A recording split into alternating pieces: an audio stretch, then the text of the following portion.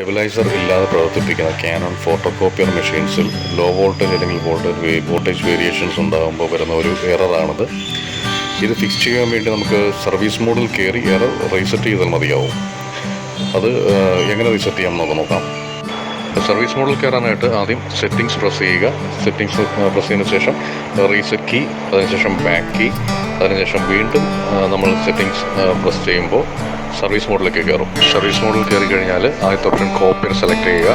അതിൽ നിന്ന് function select ചെയ്ത് ക്ലിയർ എന്നൊരു ഓപ്ഷൻ അതിലുണ്ടാവും. ക്ലിയർ ഓപ്ഷൻ സെലക്ട് ചെയ്തിട്ട് അതിൽ ഏറ്റവും ആദ്യത്തെ ഓപ്ഷൻ എറർ ക്ലിയർ ചെയ്യാനുള്ള ഓപ്ഷനാണത്.